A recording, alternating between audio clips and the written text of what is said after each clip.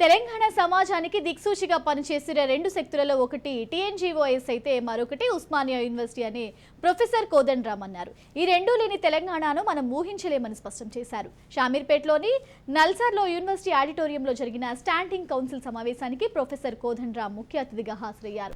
ఈ సందర్భంగా తెలంగాణ వచ్చాక జిల్లాలు పెరిగాయి, పని పెరిగింది అని, కానీ ఉద్యోగుల సంఖ్య మాత్రం తగ్గిందని కోదండరామ్ అన్నారు. గత ప్రభుత్వ ఉద్యోగస్తుల సంఖ్యను తగ్గించి పని భారం పెంచారని వివరించారు.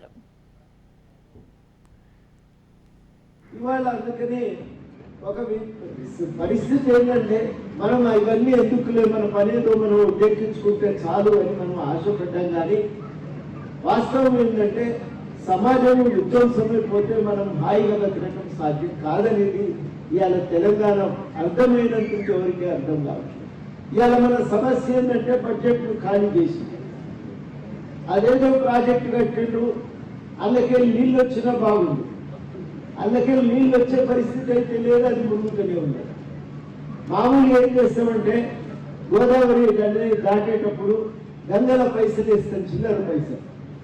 ఎందుకు వేస్తామంటే గంగ మీద భక్తితో. మనం గంగే అంటాం, దాన్ని గోదావరి కానీ గంగా అనే అంటాం.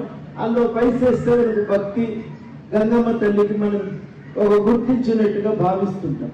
అప్పుడు ఇక ఒత్తిడి పెట్టి మెడ మీద కూర్చొని తెచ్చుకొని వాటన్నిటినీ మళ్ళీ కలిపి ప్రింట్ చేసి ఎవరి పేరు మిస్ కాకుండా చూసుకొని ఎక్కడ తప్పులు లేకుండా సరిదిద్ది దీన్ని తేవటం అది మామూలు పని కాదు.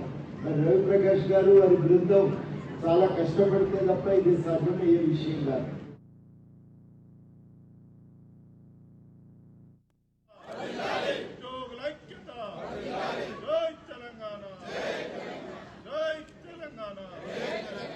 Telangana NGOs Union!